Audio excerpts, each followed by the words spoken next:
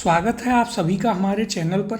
आज की इस वीडियो में हम एक बहुत ही इम्पोर्टेंट और जो काफ़ी हाईलाइटेड न्यूज़ है उस पर डिस्कशन करेंगे। वो है आपकी कि भारत के उपराष्ट्रपति जगदीप धनखड़ ने अपने पद से इस्तीफ़ा दे दिया है।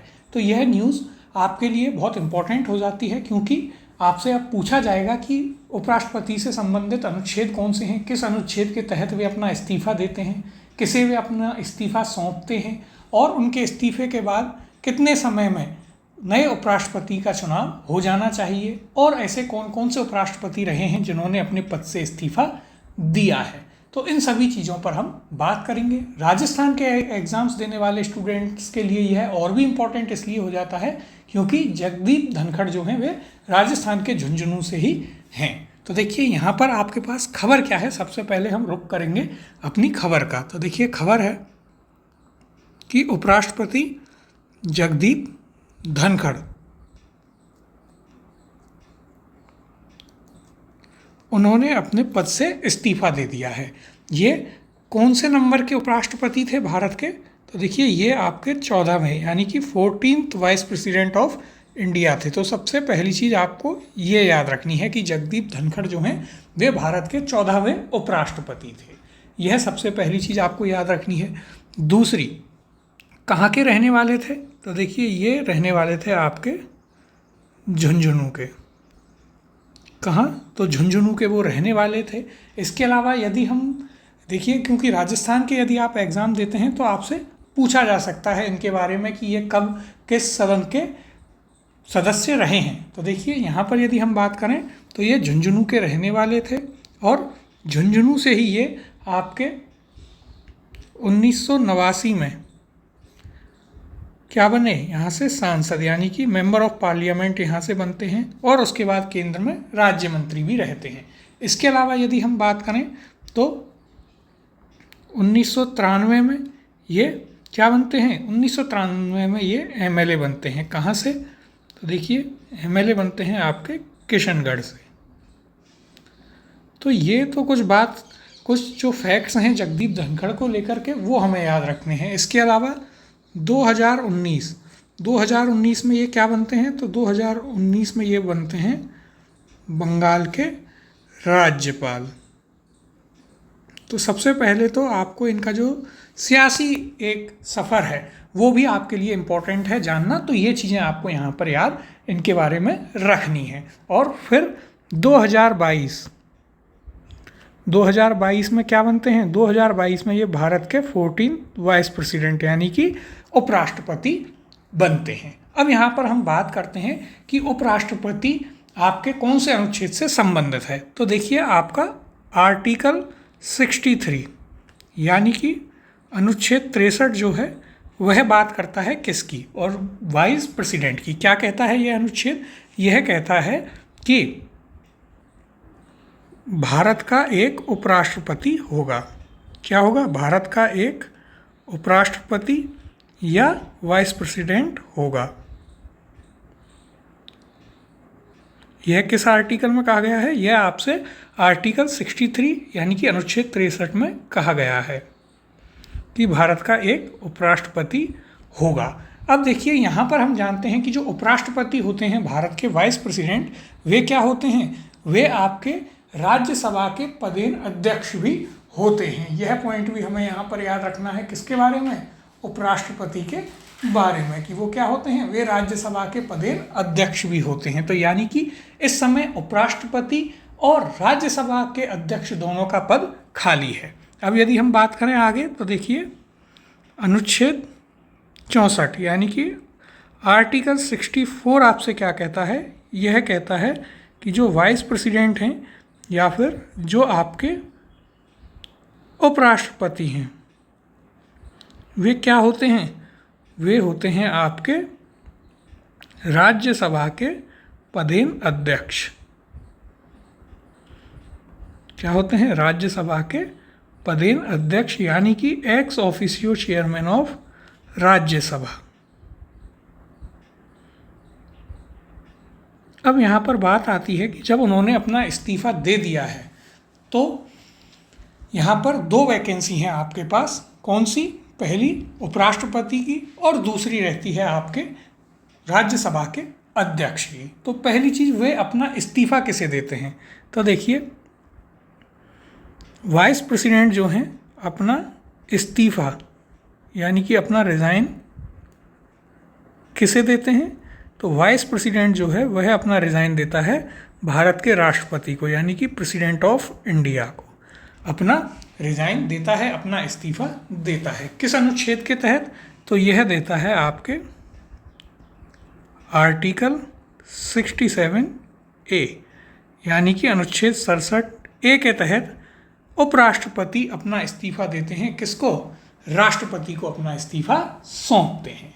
अब आपके सामने एक प्रश्न आता है कि यदि उपराष्ट्रपति ने अपना इस्तीफा दे दिया है तो पहली चीज़ कि उपराष्ट्रपति का पद खाली है, दूसरा राज्यसभा के अध्यक्ष का पद खाली है, तो राज्यसभा को कौन चलाएगा, तो राज्यसभा को चलाते हैं आपके राज्यसभा के उपाध्यक्ष जो हैं वे चलाते हैं। अब यहाँ पर बात आती है आपके पास कि इनका जो पद है वह कब भरा जाना चाहिए, क्योंकि यह पद अब कल जैसे ही राष्ट्रपति द्रौपदी मुर्मू ने उनका इस्तीफा स्वीकार किया उसके बाद से उपराष्ट्रपति का पद खाली हो गया। तो देखिए यहाँ पर अब हम आगे बात करेंगे किसकी, कि इनके नए उपराष्ट्रपति का चुनाव कब तक हो जाना चाहिए, इस चीज़ की यहाँ पर हम बात करेंगे। तो अब आपके सामने बात की जाएगी नए उपराष्ट्रपति का चुनाव।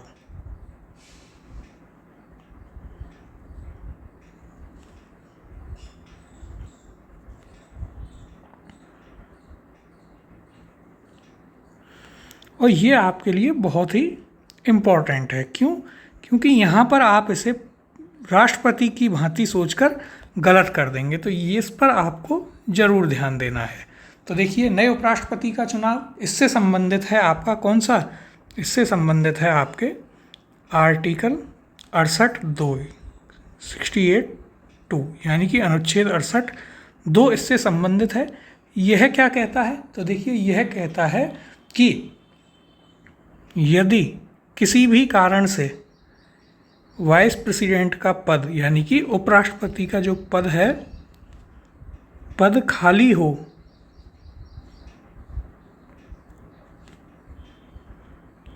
तो नए उपराष्ट्रपति यानी कि नए वाइस प्रेसिडेंट या नए उपराष्ट्रपति का चुनाव कितने समय में हो जाना चाहिए, तो नए उपराष्ट्रपति का चुनाव जल्द से जल्द हो जाना चाहिए। यानी कि कोई फिक्स टाइम संविधान में नहीं दिया गया है, कब हो जाना चाहिए, जल्द से जल्द, यानी कि as soon as possible। ये आपके लिए इम्पोर्टेंट है, जल्द से जल्द हो जाना चाहिए।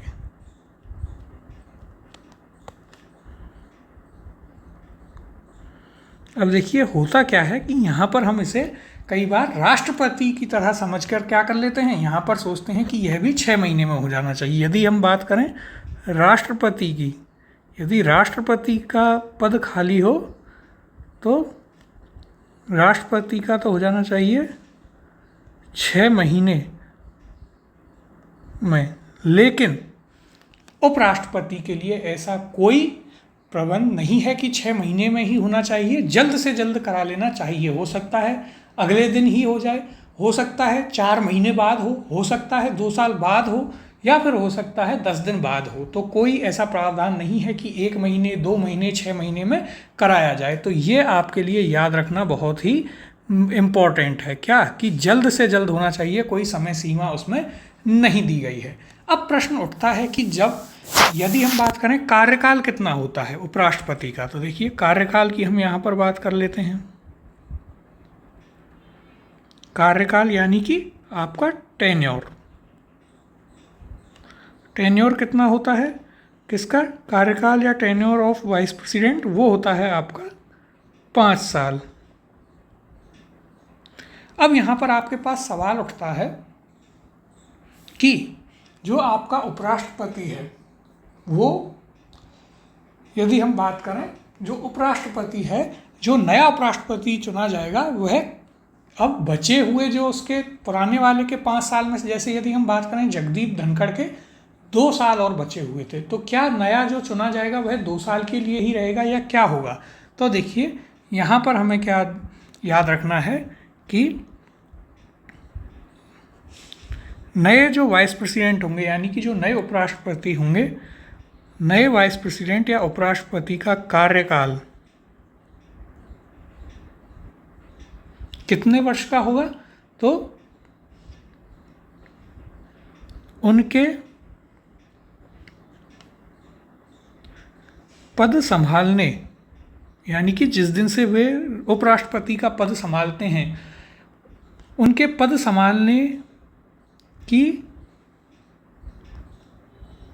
तारीख से अगले 5 वर्ष के लिए होगा।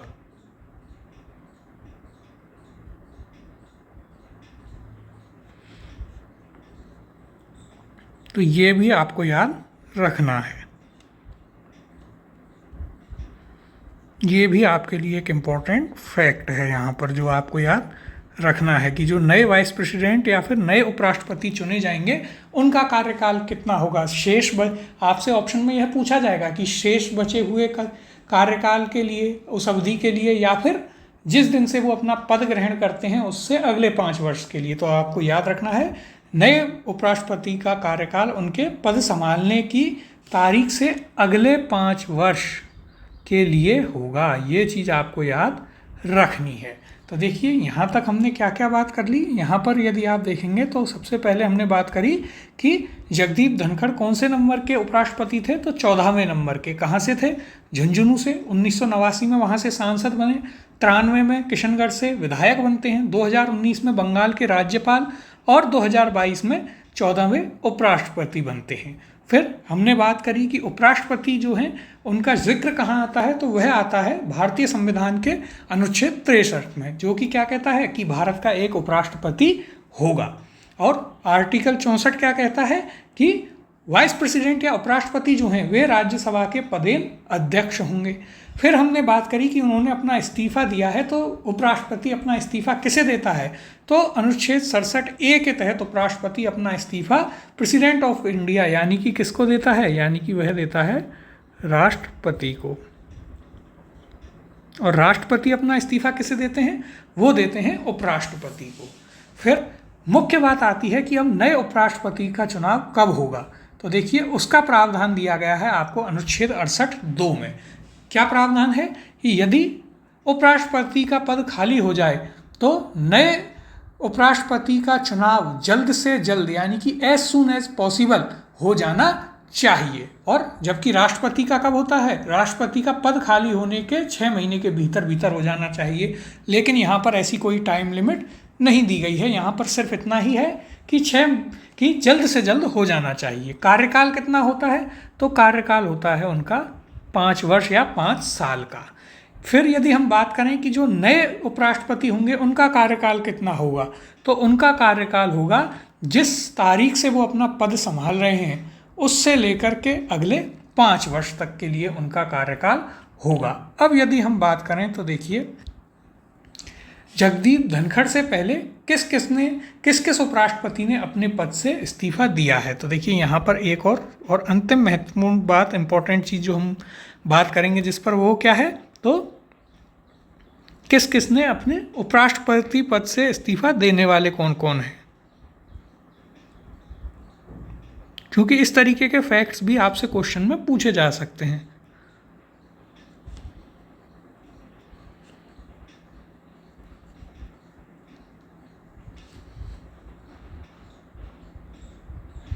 तो देखिए यहाँ पर क्या बात कर रहे हैं हम, उपराष्ट्रपति पद से इस्तीफा देने वाले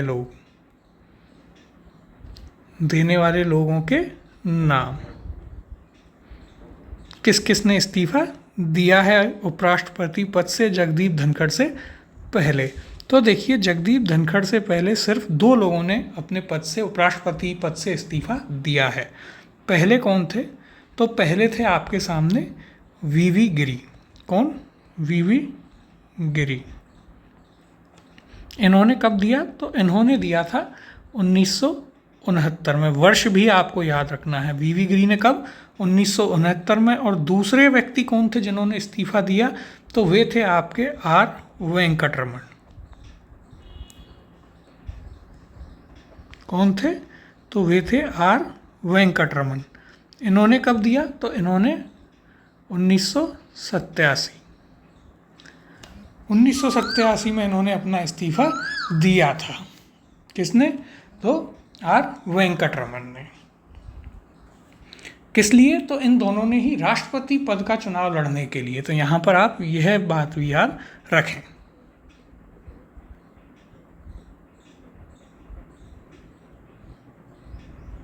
किसके लिए? राष्ट्रपति का चुनाव लड़ने के लिए।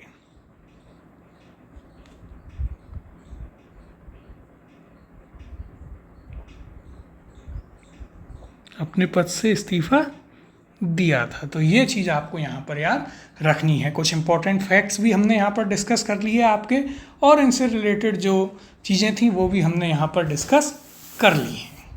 तो ये चीज़ें आपको याद रखनी है। ये आपकी एक इम्पॉर्टेंट न्यूज़ थी जो कि हमने 10-15 मिनट में आपकी पूरी कवर कर ली है।